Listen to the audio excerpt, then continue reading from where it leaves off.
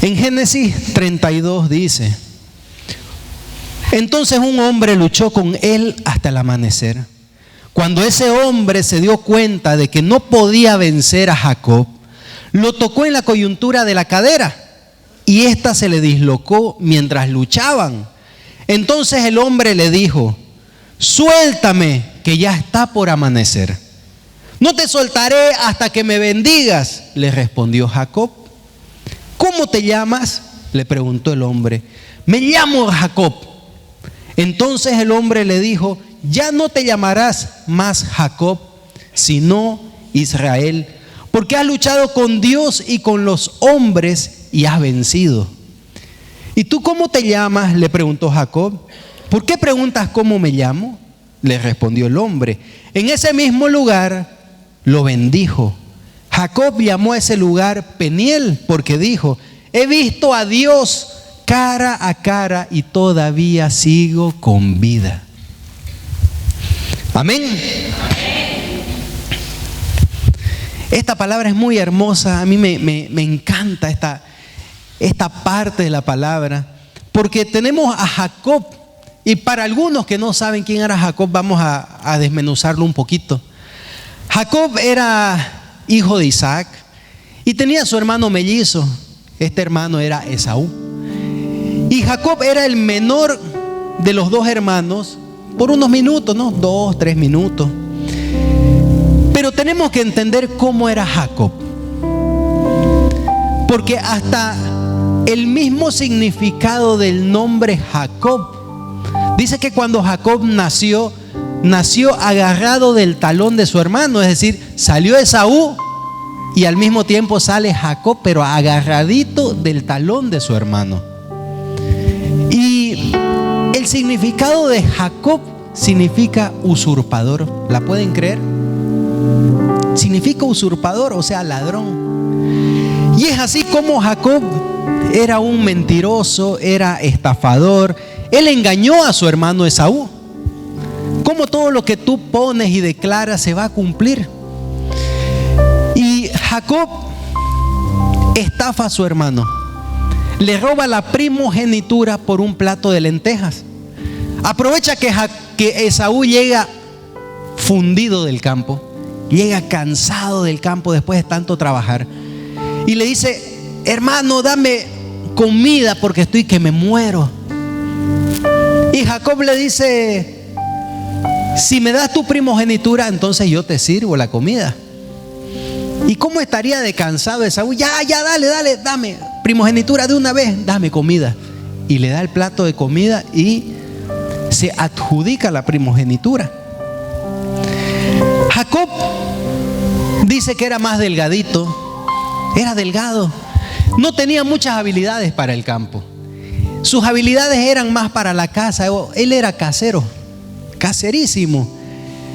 Solo era bueno para cosas del hogar, pero no era bueno para las cosas del campo, o llamémosle de esta manera, no era bueno para las cosas sobresalientes que su padre Isaac quería que sea. El padre Isaac prefería a Esaú. 1, porque era el primogénito. 2, porque era bueno para el campo, era bueno para las cosas del campo. Y tenemos a Jacob, flaquito, menudito, sin muchas habilidades físicas, sin pelo, dice, era lampiño total, como pecho de víbora decimos, ¿no? Y sin embargo Esaú, su hermano, era fornido, un hombre grande, y en la palabra dice que era velludo, pero velludo, parecía un oso. Y esto llevó a Jacob a tener una envidia y una ambición. Él ambicionaba lo que su hermano tenía. Esas habilidades que su hermano tenía, él las ambicionaba. Esa primogenitura que Esaú tenía, Jacob la quería.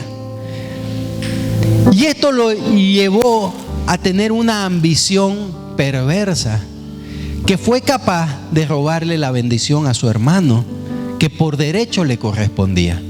Por derecho le correspondía la primogenitura a Esaú. Pero Jacob se convirtió en un ladrón y le robó la primogenitura a su hermano. Y esto solo era el inicio de Jacob. ¿La pueden creer? Solo el inicio. Y cuando uno peca, comete algo malo, esto genera consecuencias. Dice que la paga del pecado es eso lo sabemos bien, es la muerte. En este caso, la paga del pecado, claro que es la muerte. Por eso Esaú quería matar a su hermano Jacob. Dice que llega un día Isaac del campo, ya era viejito Isaac y estaba ciego. Y ya estaba en sus últimos suspiros. Estaba en sus últimos suspiros. Entonces Jacob aprovecha y dice que en confabulación con su madre se pone un disfraz con pieles de ovejo y claro, queda todo lanudo, todo velludo y parecía a su hermano Esaú. Y se pone todo lo que usaría Esaú y entra a la tienda donde estaba su padre Isaac. Isaac le dice: Esaú, ¿eres tú? Y no era Esaú, era Jacob. Pero Jacob dice: sí lo soy. Aún así engaña a su padre Isaac, e Isaac le da la bendición. Escuche bien, antes, para trasladar toda la responsabilidad de la familia al primogénito, se daba una bendición. El papá bendecía al primogénito y dice: te bendigo y te entrego a la familia prácticamente. Entonces eso hizo Isaac con Jacob, pensando que era Esaú, y lo bendijo. En eso Isaac muere, o en eso Esaú llega del campo y se da cuenta de todo lo que había ocurrido. Y le reclama a su padre Isaac: pero lo siento mucho, ya bendije a tu hermano, ya no puedo retractarme de esa bendición. Y lo bendice. Entonces Esaú se llena de odio hacia su hermano Jacob y lo quería ver muerto y lo persigue para matarlo. Es así que Jacob tiene que huir. Huye porque claro, era flaquito, menudito, y Esaú pues era mucho bichote, decimos, ¿no? Y era tremendo y lo iba a matar. Por eso Jacob no le queda otra que huir. Esa fue la consecuencia del pecado de Jacob. Y tiene que huir de su casa, se va por el desierto. Y Jacob empieza a beber la misma copa de condenación que había engendrado ese pecado. Y cruza el desierto y llega hasta donde estaba su tío Labán. Y este tío Labán, claro, tenía casa, tenía sus hijas, hijos, ganado. Y Jacob llega y se refugia ahí. Muy bien, llega refugiado. Y entonces ve a las hijas de Labán. Y ve a una hija en especial llamada Raquel. Y le dice: tío Labán, yo quiero casarme con Raquel. Dice en la palabra que Raquel era hermosa. Y este tío salió más estafador que Jacob. El estafado se fue donde otro peor que él. Y el tío le dice: muy bien, vas a trabajar para mí 7 años gratis y te entrego a Raquel. Entonces Jacob dice: trato hecho, vamos. Se había enamorado perdidamente de Raquel. Y empieza a trabajar año tras año tras año. Y una vez llegado y se cumplió el contrato, Labán, ya se cumplió el plazo. Ahora quiero casarme con tu hija Raquel. Muy bien, dice Labán, preparemos el matriqui. Y preparan el matriqui. Llaman a los invitados, ponen la mesa, la comida, hacen la fiesta. Y están marido y mujer, pero antes pues era distinto. Antes la novia tenía un velo puesto y ese velo no se sacaba hasta la noche nupcial. Hasta la noche nupcial. O sea, la novia era bien, vamos a decir, escondida del novio, ya resguardada del novio hasta la noche nupcial. Entonces Entonces, llegan, se casan y la novia estaba toda tapada. ¿Se imaginan ustedes hoy en día que el novio se case con su novia, pero que no le pueda ver el rostro? Que no la pueda ver hasta después de la boda. Bueno, así era antes. Y llega la noche nupcial y cuando saca el velo, oh, esta no es Raquel. Había sido la otra hermana, Lea. Y Lea, la palabra dice que no era muy bonita, que digamos. No era muy agraciada como era Raquel. Y Jacob se enoja. Sale, ¿no? Oye, tío, mira lo que me hiciste. Esta no es Raquel, es Lea. Yo no quería a Lea, quería a Raquel. Y lo estafa y le dice, bueno, lo que pasa es que Lea era mayor que Raquel, entonces le tocaba por derecho. Pero no te dije, jeje. Lo estafó. ¿Y querés a Raquel todavía? La quiero, pues. 7 años más entonces. Y trabajó 7 años más Jacob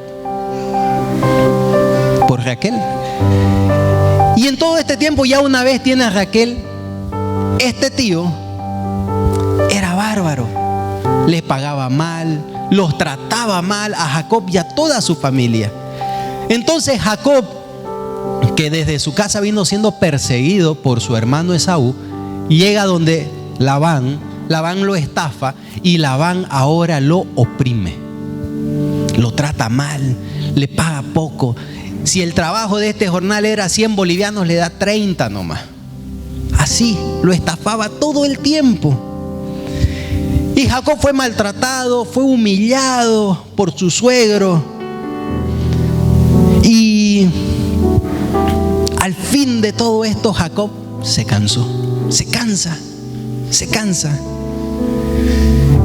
Y vemos cómo la palabra que hemos leído, en que después de que se cansa, sale Jacob de la casa de Labán, decide volver a su casa y a medio camino se encuentra con Dios y pelea con Dios.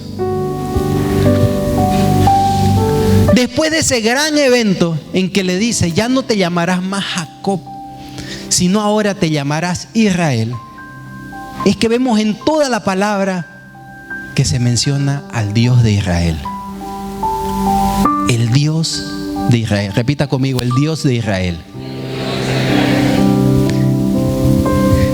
Y más adelante dice, le da una promesa a Israel. Todo aquel que te bendiga, lo bendeciré. Y todo aquel que te maldiga, maldición caerá sobre él. Y así como dice el Dios de Israel, y también en la palabra dice el Dios de Jacob, encontramos otros más. Encontramos al Dios de Abraham. Abraham, aquel que creyó sin ver. Ese Abraham, aquel que confió en el Señor ciegamente. ¿Será que hay alguien aquí que su Dios también es ese Dios de Abraham? Alguien que cree sin ver. Porque el Dios de Abraham era precisamente ese, el Dios de lo imposible. Y Abraham lo sabía. Y tenemos al Dios de Isaac, ese Dios que promete y cumple. El que promete y cumple, ese es el Dios de Isaac. Ese Dios de Isaac es de todo aquel que espera en Dios el cumplimiento de la promesa. Y yo digo, ¿será que hay alguien aquí que tiene como su Dios al Dios de Isaac, esperando el cumplimiento de la promesa de Dios en su vida? Porque ese es el Dios de Isaac. Así como también tenemos al Dios de Moisés, que dice en la palabra, el Dios de Moisés, aquel que hace posible lo imposible, aquel que rescató al pueblo que estaba cautivo, oprimido, Lo saca de las garras del enemigo y te hace ver cosas maravillosas. Aquel que te guía por el desierto, te cuida mientras estás en la prueba. Yo digo, ¿será que hay alguien aquí que tiene como Dios al Dios de Moisés? Ese Dios que te guía por el desierto. ¿Cuántos están en prueba? ¿Hay alguien que está en una prueba? ¿Hay alguien que está en un proceso? En ese proceso hay alguien que está en pleno desierto. Si tú estás en pleno desierto, estás en plena prueba, el Dios de Moisés es tu Dios. Pero tienes que agarrarte firmemente de Él. Que no te pase como aquellos que acompañaban a Moisés. Escuche esto. Que no te pase como aquellos que acompañaban a Moisés, pero se quejaban del Dios de Moisés. Y se quejaban de Moisés y murmuraban contra él. Pues Moisés tenía a su Dios, el Dios de Moisés, el Dios de Israel, el Dios de Isaac, el Dios de Abraham. Pero quienes lo acompañaban estaban lejos de tener a ese Dios. Y así también tenemos al Dios de David. Este Dios de David que ama al humilde y exaltece al pequeño, que ama a aquel que se arrepiente de corazón. David supo subir y supo caer, pero ¿saben qué es lo más hermoso? Que supo arrepentirse y levantarse. David pecó en su mejor momento. En su mejor momento, estando como rey del pueblo, cayó, pecó, mató. Pero su corazón arrepentido cautivó el corazón de Dios. Y yo te digo, no importa cuánto hayas pecado, cuánto hayas caído, pero si tu corazón se ha arrepentido, entonces tu Dios es el Dios de David. Pero yo digo, ¿será que en este pueblo hay alguien que tiene al Dios de David como su Dios? Alguien que se haya arrepentido y que su corazón agrade al Señor.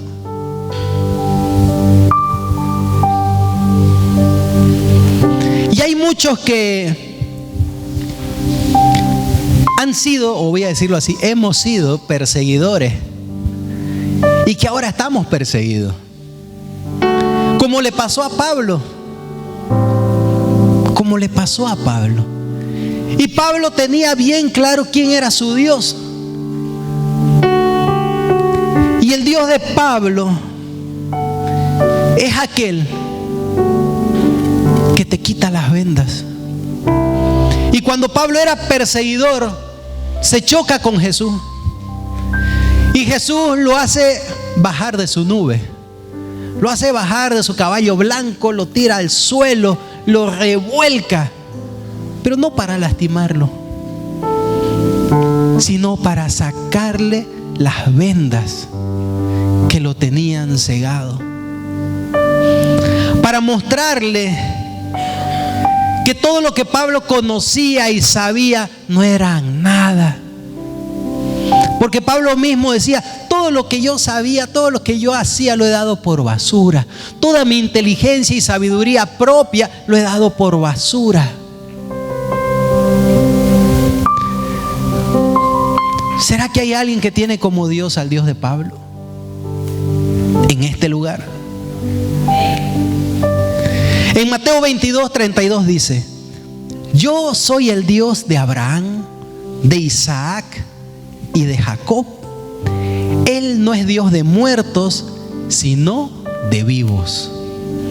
Dios de vivos. El Dios de Israel, el Dios de Jacob, ese Dios de Abraham, de Isaac, es el mismo Dios. Es el mismo Dios que es el Dios de vástago de Dios.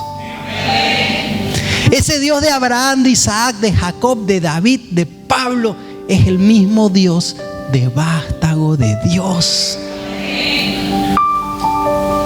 No hay otro Dios. Es el Dios de Israel. Repita conmigo, Dios de Israel.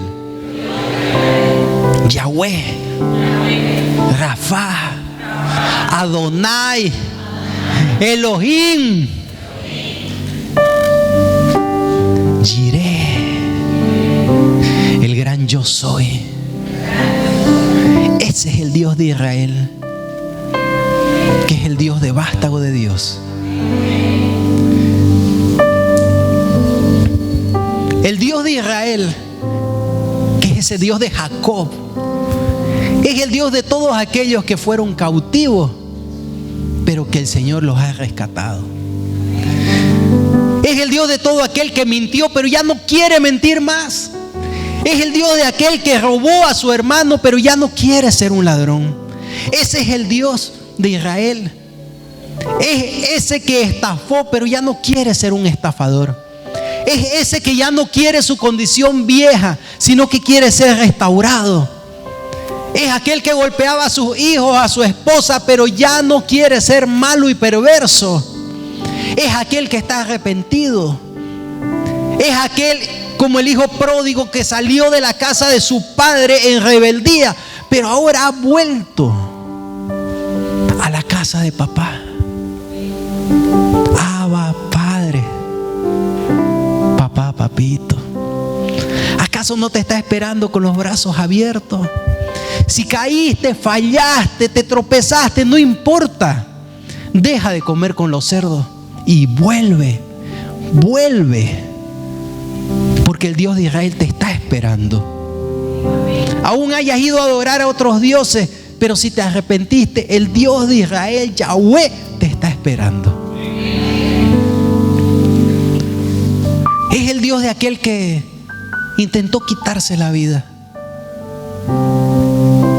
pero se acordó de su papá. Se acordó del Dios de Israel, que todo lo puede. Ese es el Dios de Israel. Es aquel que se cansó de estar lejos de la presencia de Dios, pero que hoy día busca el maná. El que se cansó de comer con los cerdos y hoy día busca alimento verdadero. Aquel que estaba escondido, pero que hoy día busca el rostro de Yahweh. Yo no sé si usted se está dando cuenta de todo lo que estoy diciendo, pero Israel son todos aquellos que, si bien pecaron, ya no quieren pecar más, y que ahora quieren aferrarse al Dios de Israel. Son aquellos que están siendo atraídos por el mismo Padre. Están siendo atraídos. ¿Pero para qué? ¿Usted se siente atraído para qué? ¿Para venir a calentar asiento? No. Dios, ¿qué hacía con su pueblo Israel? ¿Qué hacía mientras los llevaba a la tierra prometida? ¿Con cuántos pueblos se enfrentó ese pueblo? ¿A cuántos enemigos vencieron? También fueron sacudidos por otros. Pero el Señor no llama a su pueblo Israel para que sea un pueblo calientaciento, sino que los llama para que decimos, ¿no? Esto es guerra, hermano. Esto es guerra. Y llama a los valientes para que den la buena batalla. La buena batalla. Ese es el Dios de Israel, Yahweh Rafa, el Dios de los valientes, de los guerreros. Y todo soldado recibe pues su herida mientras está en batalla, su caída, pero inmediatamente se levanta y corre donde su comandante en jefe. Y Él te levanta, te sostiene, te da ánimo y te impulsa y te dice: vaya a seguir peleando. Porque el reino de Dios es para los violentos, para los valientes, para todos aquellos que se atreven a arrebatar el reino de los cielos, dice la palabra. Yo no sé si hay alguien así aquí. No lo sé. Y su silencio me dice mucho. Yo no sé si hay algún guerrero valiente aquí que quiera arrebatar el reino de los cielos y que tiene al Dios de Israel como su Dios.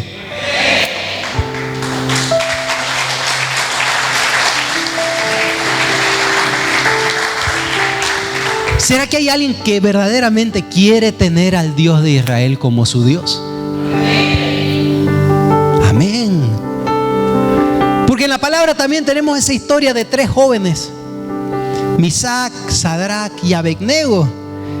Estos eran amigos de Daniel. Y en esa época el rey Nabucodonosor dice que construye una estatua gigante, una estatua de no sé cuántos metros. Y esta estatua enorme,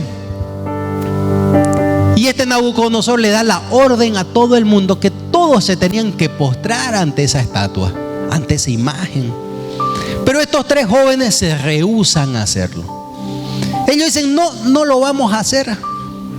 No nos vamos a doblegar ante ese ídolo, porque sabemos quién es nuestro Dios, que es el mismo del Dios de Daniel, es el mismo del Dios de Abraham, del Dios de Isaac, de Jacob, es el Dios de Israel. Estos 3 jóvenes la tenían clara.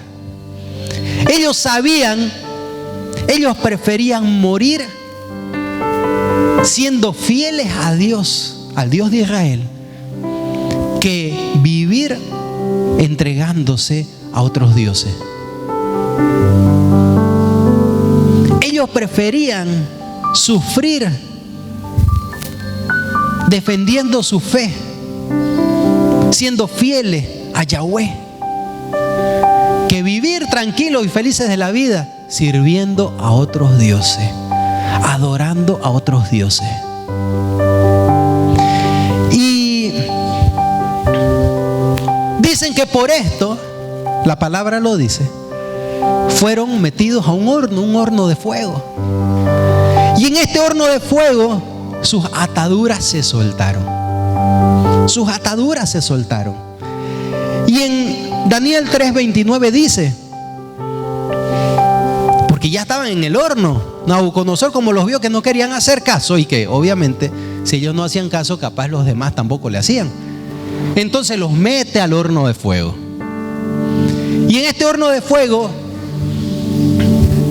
dice que Nabucodonosor ve otra figura. Dice: veo la figura de un hijo de Dios, dice, y que está con ellos y está danzando con ellos, y eran en el fuego, dentro del fuego, y los 4 danzaban. Y en Daniel 3 dice, y esto dice, escúchenlo bien, esto lo dice Nabucodonosor: alabado sea el Dios de Sadrac, Misac y Abednego. Si alguien, cualquiera sea su raza, nación o lengua, habla en contra del Dios de Sadrac, Misac y Abednego, será despedazado y su casa será reducida a un montón de escombros. No hay otro Dios que pueda rescatar de esta manera. Ese Dios de Misac, Sadrac y Abednego es el mismo Dios de vástago de Dios. Y si usted es vástago de Dios, mire la promesa que tiene. No hay otro Dios que pueda rescatar como Yahweh. No hay otro.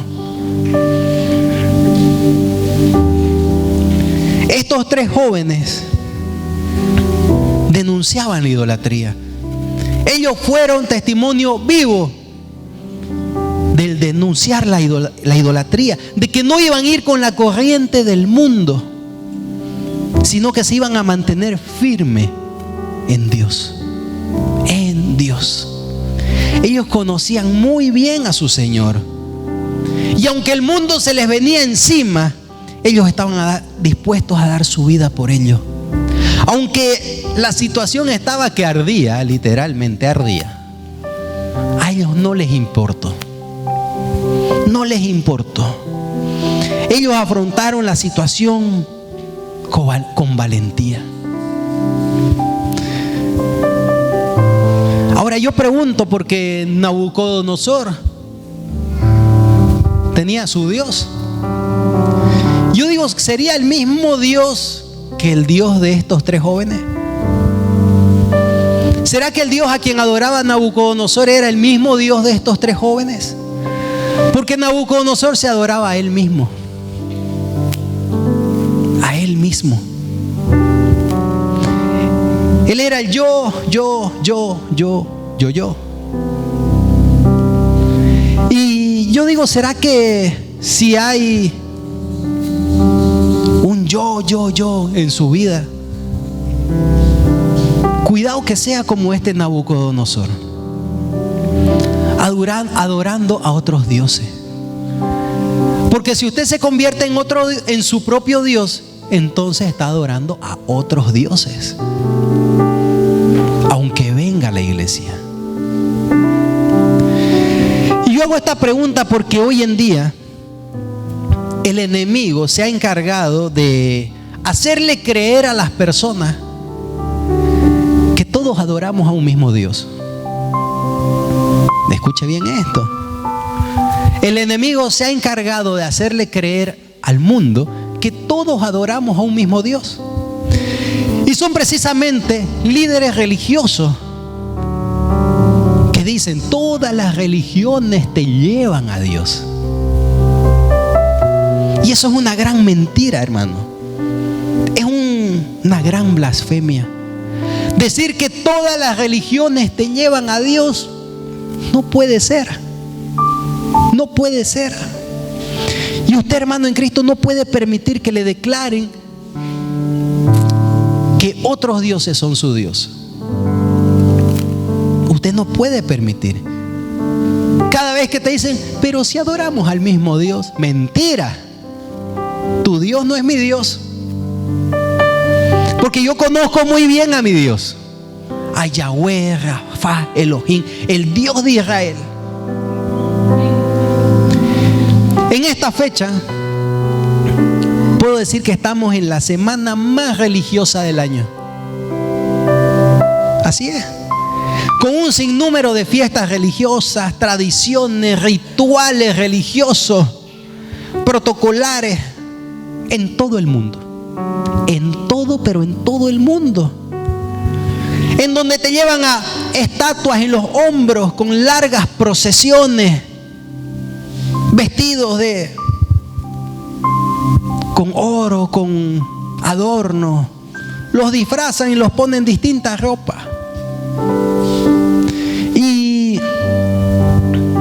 Y la gente va ante esas imágenes y le besan el piecito de la imagen colgada de un madero, y le besan su piecito y le dan una palmadita en el piecito y se besan la mano.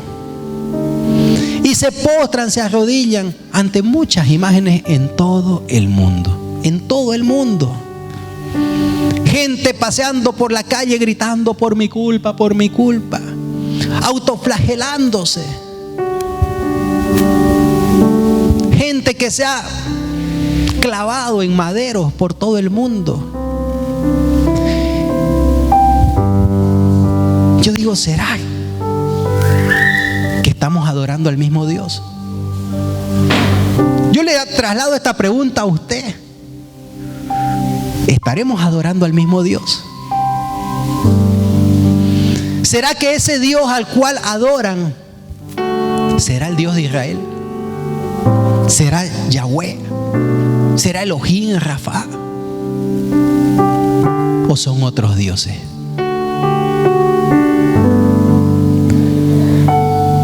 ¿A qué Dios están realmente adorando? El enemigo quiere hacerte creer que adoramos al mismo Dios, pero lo cierto es que no. Lo cierto es que no.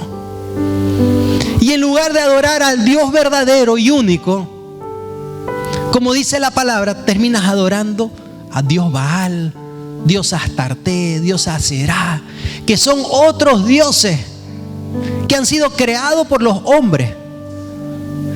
Que es Satanás mismo que se ha puesto otros nombres con distintos propósitos para engañar y hacer que la gente se pierda. único que hacen es rendir culto a Satanás. Repita conmigo: mi Dios es un Dios celoso. En Éxodo 20 dice, escuche bien esto: yo soy el Señor tu Dios, yo te saqué de Egipto, del país donde eras esclavo. Escuche, no tengas otros dioses además de mí. No te hagas ningún ídolo, ni nada que guarde semejanza con lo que hay arriba en el cielo, ni con lo que hay abajo en la tierra, ni con lo que hay en las aguas debajo de la tierra. No te inclines, escuche, no te inclines delante de ellos, ni los adores. Yo, el Señor tu Dios, soy un Dios celoso. Cuando los padres son malvados y me odian, yo castigo a sus hijos hasta la tercera y cuarta generación. Por el contrario, cuando me aman y cumplen mis mandamientos, les muestro mi amor por 1000 generaciones.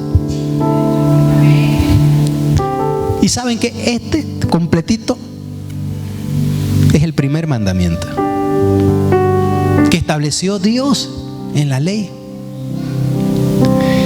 Pero Satanás se ha encargado de resumirlo, darle una entonación religiosa y que se pierda el verdadero significado. Y le dicen: amarás a Dios sobre todas las cosas. Y lo más importante, ¿dónde quedó? Y la idolatría, ¿dónde quedó? Y la maldición y la bendición que hay en esto, ¿dónde quedó? El enemigo se encargó de ocultarla. ¿Para qué? Para que sigamos a otros dioses. Y dice esa palabra, yo quiero que la mantengan ahí: no te hagas, y escuche bien, no te hagas ningún ídolo que guarde semejanza con lo que hay arriba en el cielo. Es el versículo 4. Y yo quiero preguntar: ¿qué hay arriba en el cielo? ¿Qué hay arriba en el cielo? Hay ángeles, ¿qué más? Querubines, arcángeles. Está Dios.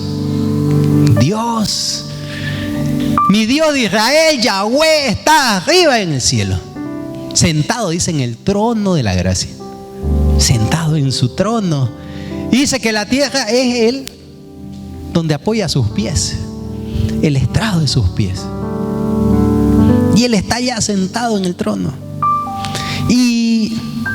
Pero esta palabra dice: no te hagas nada que guarde semejanza con lo que hay arriba en el cielo. No te hagas ninguna imagen de Dios. No te hagas ninguna imagen de ningún ángel. No te hagas imagen de nada de lo que hay arriba en el cielo.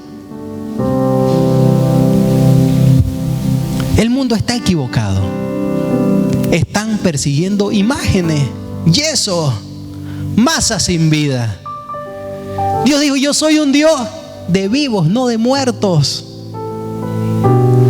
Están adorando a otro Dios, a otros dioses, persiguiéndolos. Esas masas, esas estatuas, todos esos rituales que se hacen. Porque todo aquello, y escúchame bien, todo aquello que usted repite y repite y repite y repite, se convierte en un ritual, se convierte en un protocolo, se convierte en una tradición. Y el Señor dijo: yo no soy un Dios de tradiciones ni protocolos. Yo vine a romper los protocolos, dijo Jesús. Él fue el primer rompedor de protocolos. ¿Qué hace sanando un día sábado? Yo soy el dueño del sábado, les dijo. Dejen sus protocolos, dejen sus tradiciones, le decía Jesús. Ya no sabía cómo más decirle. ¿Por qué tus discípulos recogen espigas en día sábado? Pero acaso en la época de David, ¿acaso no entró él con sus hombres al templo y comieron de lo que estaba en la mesa en el altar? ¿Y por qué tus discípulos no están en ayuna? ¿Cuándo han visto a los que acompañan al novio estar en ayuna? no sabía Jesús cómo más decirle: dejen sus protocolos, sus rituales. Solo ponen cargas pesadas sobre las personas. Usted se imagina, imagínese esto. Porque yo sé que de los que están aquí hay un gran porcentaje que hemos salido de ese yugo de la esclavitud, de la idolatría religiosa. Y se imagina un mundo sin rituales, ni protocolos, ni procesiones, ni altares. ¿Se imagina? Ese Dios al cual todo el mundo está adorando en estas fechas religiosas, ese Dios no es mi Dios. Ese Dios no es mi Dios. Lo siento mucho. Y gracias al Señor que nos hizo dar cuenta, que nos abrió los ojos para mostrarnos quién es verdaderamente el Dios de Israel. Pero el enemigo te dice, escúchalo bien, el enemigo te dice: eso no es idolatría, te dice. Eso es solamente una representación. Y yo digo, el enemigo, ¿cómo es de astutos que se inventó una palabranga? Representación. Con esa imagen, con esa palabra, lo salvó todo. Todo quedó adornado, bonito y acomodado. Es solamente una representación. Nosotros no adoramos. Y otra palabranga, solo veneramos. No adoramos, solo veneramos. No es idolatría, es una representación. ¿Y por qué dice esa imagen ahí? Es que es una representación.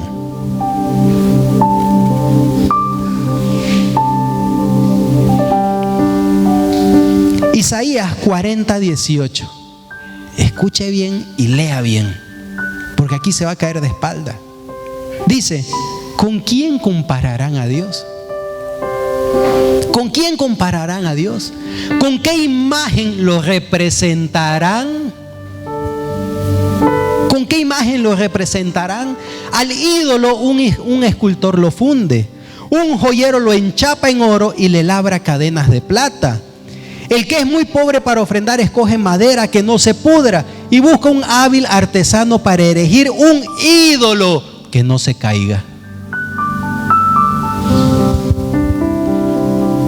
Ahí están. ¿Con qué imágenes la representarán? Bueno, el enemigo le puso imágenes que le representen, que te hagan creer que te representa. Pero sin embargo, dijo Dios en Éxodo 20: no te hagas ninguna imagen de nada que guarde semejanza a lo que está arriba en el cielo. No hay duda, mi hermano, nuestro Dios es el Dios de Israel. ¿Usted ve alguna imagen aquí? Mira a su alrededor las paredes. ¿Ve algún madero colgado? Porque un madero se pudre en un par de años.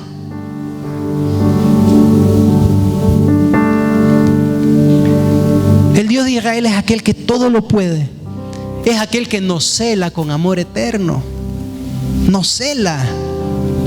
Es aquel que te sana, aquel que te restaura, aquel que te perdona, es aquel que te levanta. Ese es el Dios de Israel. Es un Dios que no necesita a alguien que lo represente, porque no hay en esta tierra nada, pero nada que pueda compararse a lo que es Él.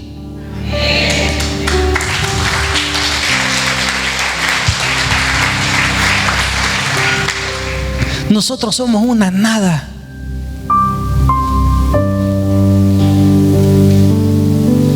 Diga: soy pequeño.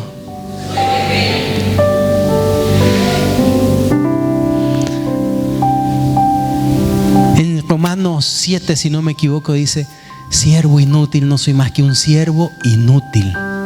Diga: soy un siervo inútil, pero que necesita al Señor. Y en la palabra dice, ¿no?, que las golondrinas del campo, los pajarillos del campo, no hay quien los alimente y no hay quien les dé cobijo, pero sin embargo Dios les provee alimento. Dios les da cobijo y nada les falta, y hasta ropa les da con su plumaje. ¿Acaso ustedes no valen más que esos pajarillos?, dice la palabra. ¿Acaso ustedes no valen más que esos pajarillos? Dios puso a Adán en el Edén, ¿para qué? Para que gobierne toda la tierra.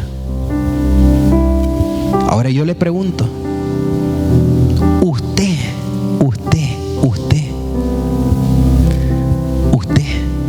¿se cree igual que Dios? Entonces, ¿cree que algo puede representarlo a Él aquí en la tierra? No hay nada, hermano. No hay nada digno que se pueda comparar a Dios aquí en la tierra. Dios es único, es incomparable. Repita conmigo, es incomparable.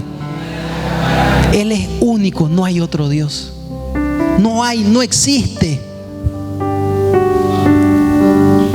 Él te ama. Se va a preocupar por ti. Se va a preocupar por ti. Y en la palabra dice que Él corrige a los que ama. Él corrige hasta que tu corazón sea agradable. Sea agradable. Pero sin embargo hay algunos que no les gusta ser corregidos. Hay algunos que no les gusta ser exhortados. Y que allá muchos me tratan y todo está mal. Que nada hago bien. Bueno, si no te gusta ser exhortado, porque en la palabra el Señor exhortaba. Si usted no ha leído la palabra, lo invito a que lea. Y va a ver cómo el Señor exhorta y exhorta y exhorta y levanta, ama, y si vuelve a tropezar, vuelve a exhortar. Ese pueblo de Israel, diga, el Dios de Israel, ha sido el pueblo que más batallas ha luchado. Ha sido el pueblo que más exhortaciones ha recibido del mismo Dios. Tanto que un día quiso acabar con todo el pueblo de Israel. Si no era que Moisés intercedía y decía: Señor, tranquilo, prácticamente le dijo. ¿Qué van a decir nuestros enemigos? Que nos ha sacado al desierto solo para matarnos. Y Dios todavía en su enojo decía: no me interesa, porque solamente de ti necesito un solo hombre para levantar una nación entera.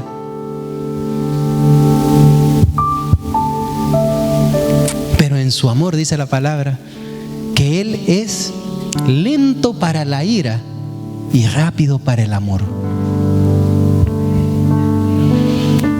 Qué pueblo duro, cabeza dura Israel.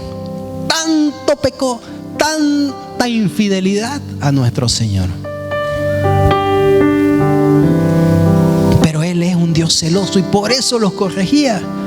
Ahora, si usted no quiere que se lo exhorte y dice: no, me voy a ir a otra iglesia allá donde solamente me adulen, donde me digan que todo está bien, donde no me obliguen a nada. Cuidado, cuidado, cuidado, porque el Dios de Israel está aquí. Yo no sé si estará allá, no lo sé, pero aquí sí está. Y aquí Dios es Dios en todo el ámbito de su palabra. Te ama, te sana, te perdona, te exhorta, te corrige, te levanta. ¿Y saben qué más? Y tumba al altivo.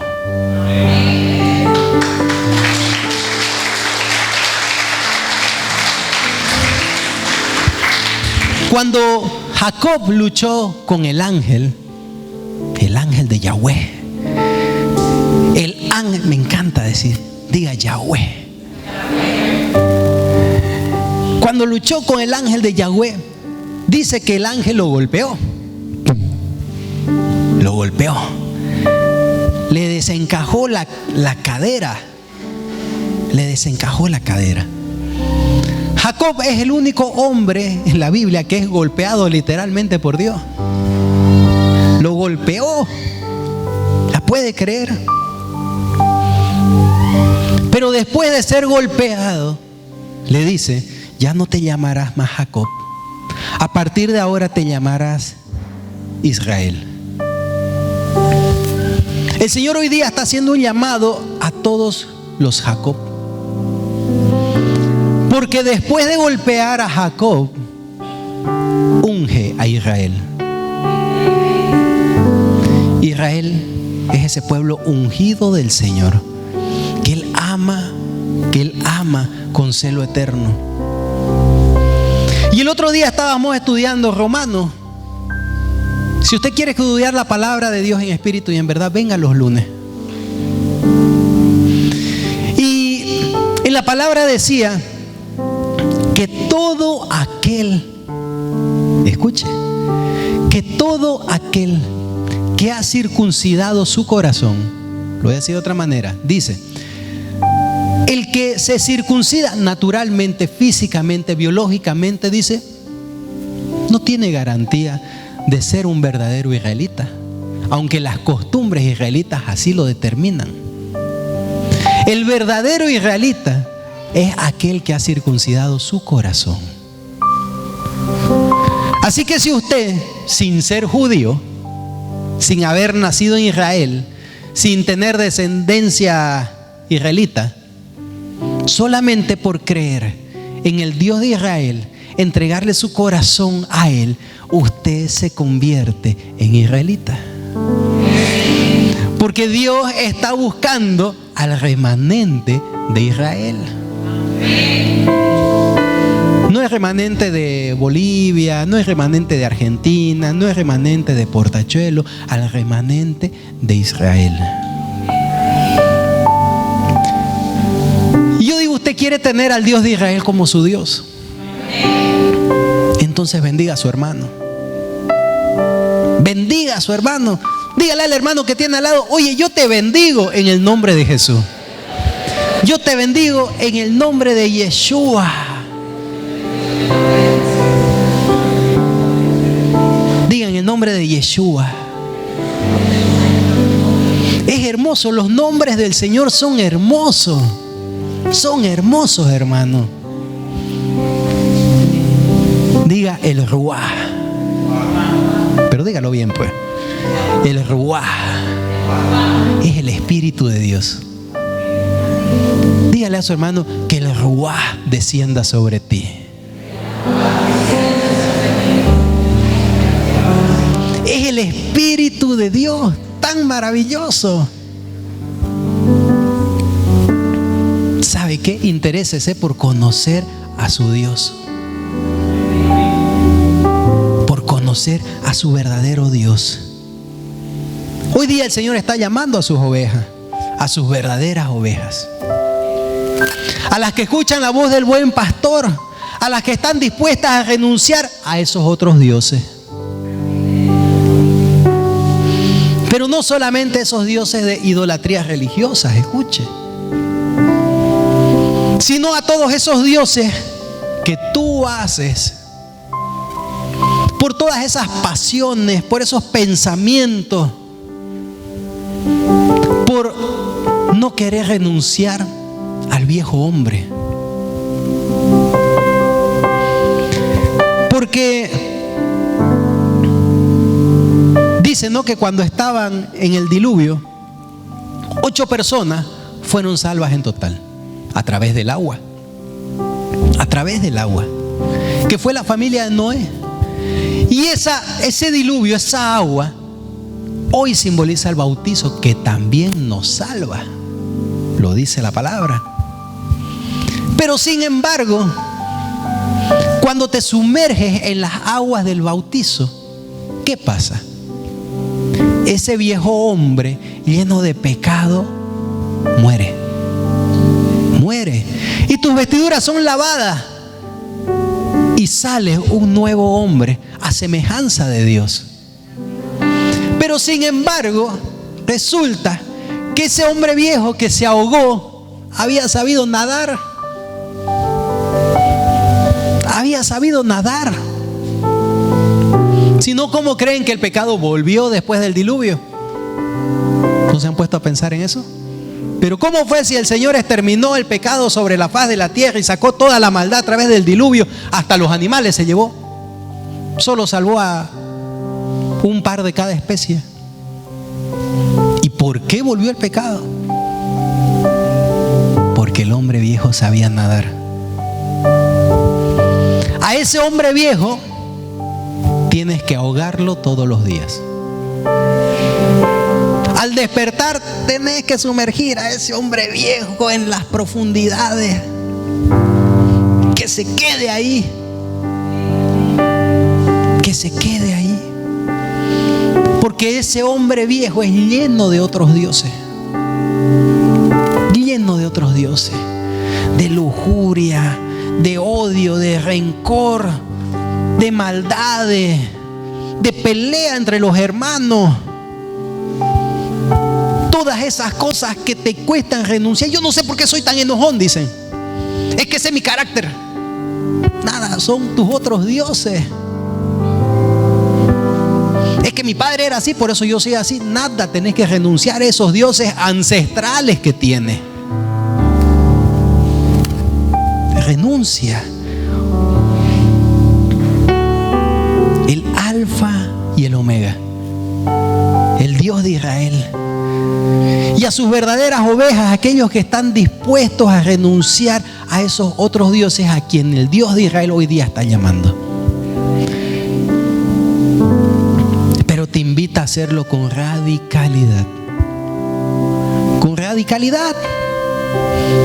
Es lo que te exige un corazón dispuesto a renunciar a todo, a ser radical, como lo fueron esos tres jóvenes, Misac, Sadrach y Abednego.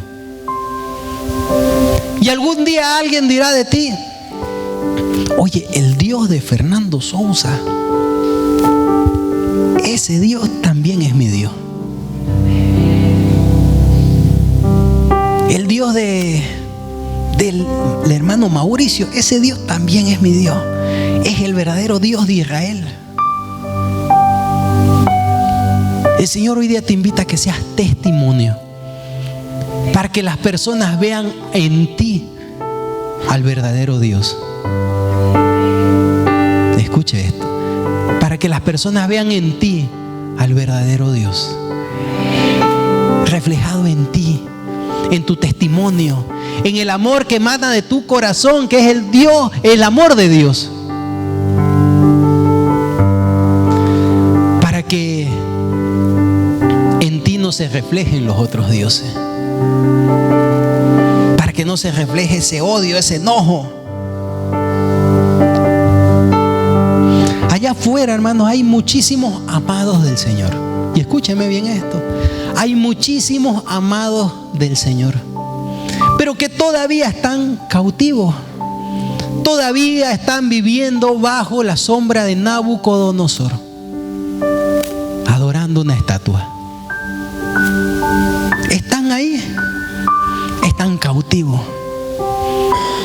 Pero el Señor quiere que se levanten muchos Misac, muchos Sadrach y muchos Abednego, que puedan decirle al mundo con astucia, porque ellos fueron astutos. ¿Usted no lo cree? ¿Sabe qué hicieron ellos? Ofrecieron su vida. Ofrecieron su vida para demostrar que su Dios era el verdadero Dios. Y hay muchos que están allá afuera cautivos todavía bajo la sombra de Nabucodonosor, y necesitan que algún Misac, algún Sadrach y algún Abednego vaya y les hable, vaya y les muestre quién es el verdadero Dios de Israel, que es un Dios lleno de misericordia. Es un Dios que rompió todo protocolo y tradición. Es un Dios que no te va a tachar. Es un Dios, es más, que llama al oprimido, al que se siente perdido. ¿Usted cree que las personas que están en drogas, que están encarceladas, aquellos que han cometido las peores atrocidades, ustedes creen que son personas descalificadas por Dios? No. Jesús vino por los pecadores, vino por personas rotas. ¿Por qué? Porque dentro de esa persona rota hay un barro puro que necesita ser moldeado. Hay alguien que necesita conocer al Dios de Israel, que es el mismo Dios que habita aquí. Así como nos amó a nosotros, así como nos sacó de la sombra de Nabucodonosor, esta iglesia se paró como esos 3 jóvenes. Y esta iglesia dijo: ya no más. Ya no más. Y sacó todas las imágenes, sacó todos los artilugios, sacó todos los artefactos, los adornitos.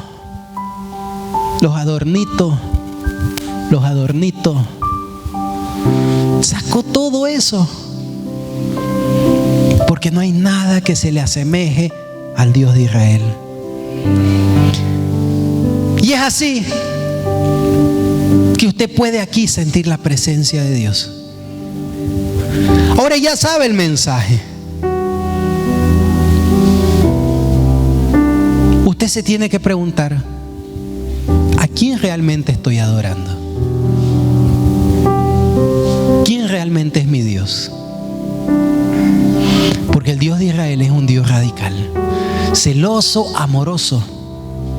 Parece contradictorio, pero es un Dios, y escuche esto, y lo dice la palabra en un salmo: es tan inmensa la profundidad, el ámbito de sumergirse en la profundidad del Señor, que nadie podría alcanzar para contemplarlo. Es decir, nadie puede llegar a comprender en su totalidad al Señor, porque Él te sorprende cada día. Por eso es que usted no entiende, y usted dice: ¿por qué me pasan estas cosas? No entiendo, Señor. Si yo me porto bien, yo hago esto, ¿y por qué me están pasando estos problemas? Es porque el Señor tiene una profundidad y te está sumergiendo en una prueba, en un proceso que tú aún no entiendes, pero que para Él es claro como la luz.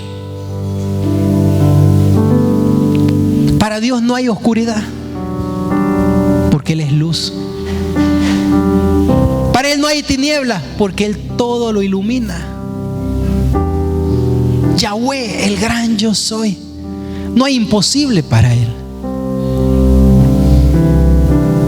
Y Él quiere rescatarte a ti. Quiere que lo conozcas en espíritu y en verdad. Y yo me maravillaba porque el pastor decía y contaba cuando esa samaritana, y Jesús le decía: todo aquel que beba de esta agua nunca más tendrá sed. Dame de beber de esa agua, dijo la samaritana. Te prometo que llegará la hora, y ya estamos en ella, en que los verdaderos adoradores adorarán en espíritu y en verdad. En espíritu y en verdad. No con imágenes de frente, sino en espíritu y en verdad, porque Dios es espíritu y es verdad. Y ese Dios, el Dios de Israel, Yahweh, Rafa, Elohim, el gran yo soy, el Dios de Abraham, el Dios de Isaac, el Dios de Jacob, ese Dios de Misac, Sadrach, Abednego, el Dios de Daniel, el Dios de Pablo, el Dios de Esteban, es el mismo Dios del Dios de vástago de Dios. Den un aplauso al Señor.